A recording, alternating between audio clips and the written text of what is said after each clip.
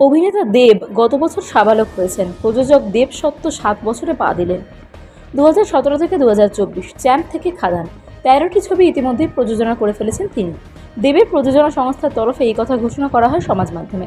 তারপরেই অনুরাগীদের শুভেচ্ছার বন্যা। দেবও সকলের আশীর্বাদ প্রার্থনা করেছেন।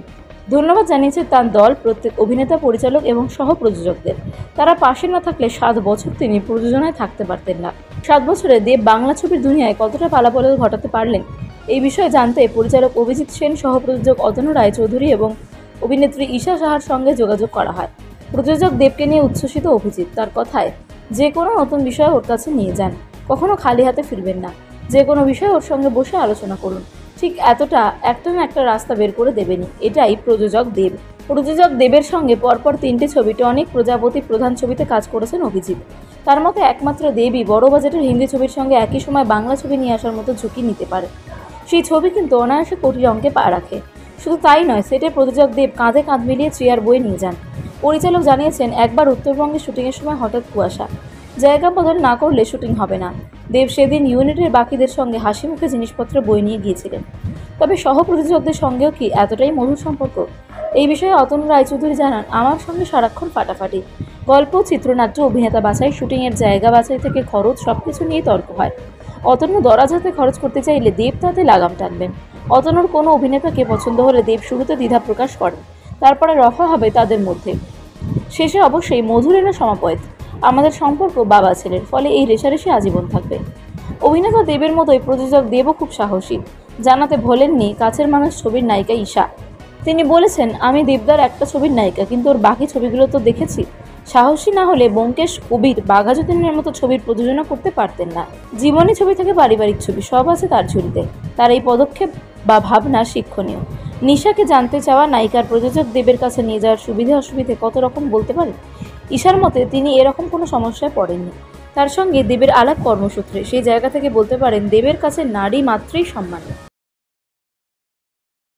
অভিনেতা দেব গত বছর সাবালক হয়েছেন। প্রযোজক দেব সত্য 7 বছরে পা দিলেন।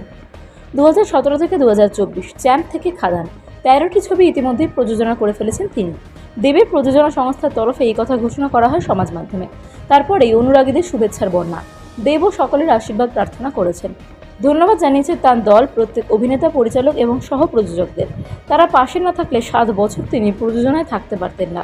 7 বছরে দেব বাংলা ছবির দুনিয়ায় কতটা পালাবদল ঘটাতে পারলেন, এই বিষয়ে জানতে পরিচালক অভিজিৎ সেন, সহ প্রযোজক অতনু রায়চৌধুরী এবং অভিনেত্রী ঈশা সাহার সঙ্গে যোগাযোগ করা হয়।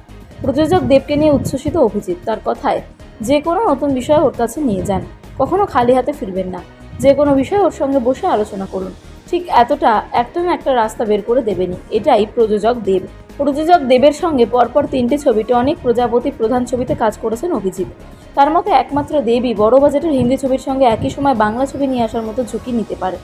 সেই ছবি কিন্তু অনায়াসে কোটির অঙ্কে পা রাখে। শুধু তাই নয়, সেটে প্রযোজক দেব কাঁধে কাঁধ মিলিয়ে চেয়ার বয়ে নিয়ে যান। পরিচালক জানিয়েছেন, একবার উত্তরবঙ্গে শুটিংয়ের সময় হঠাৎ কুয়াশা, জায়গা বদল না করলে শুটিং হবে না। দেব সেদিন ইউনিটের বাকিদের সঙ্গে হাসি মুখে জিনিসপত্র বয়ে নিয়ে গিয়েছিলেন। তবে সহ প্রযোজকদের সঙ্গেও কি এতটাই মধুর সম্পর্ক? এই বিষয়ে অতনু রায়চৌধুরী জানান, আমার সঙ্গে সারাক্ষণ ফাটাফাটি। গল্প, চিত্রনাট্য, অভিনেতা বাছাই, শুটিংয়ের জায়গা বাছাই থেকে খরচ, সবকিছু নিয়ে তর্ক হয়। অতনু দরাজ হাতে খরচ করতে চাইলে দেব তাতে লাগাম টানবেন। অতনুর কোনো অভিনেতাকে পছন্দ হলে দেব শুরুতে দ্বিধা প্রকাশ করেন, তারপরে রফা হবে তাদের মধ্যে। শেষে অবশ্যই মধুরেরা সমাপয়েত। আমাদের সম্পর্ক বাবা ছেলের, ফলে এই রেষারেষি আজীবন থাকবে। অভিনেতা দেবের মতোই প্রযোজক দেবও খুব সাহসী।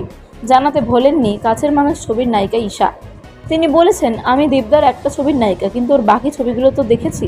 সাহসী না হলে ব্যোমকেশ, কবির, বাঘা যতীনের মতো ছবির প্রযোজনা করতে পারতেন না। জীবনী ছবি থেকে পারিবারিক ছবি সব আছে তার ঝুলিতে। তার এই পদক্ষেপ বা ভাবনা শিক্ষণীয়। নিশাকে জানতে চাওয়া নায়িকার প্রযোজক দেবের কাছে নিয়ে যাওয়ার সুবিধে অসুবিধে কত রকম বলতে পারেন। ঈশার মতে তিনি এরকম কোনো সমস্যায় পড়েননি। তার সঙ্গে দেবের আলাপ কর্মসূত্রে সেই জায়গা থেকে বলতে পারেন, দেবের কাছে নারী মাত্রই সম্মান।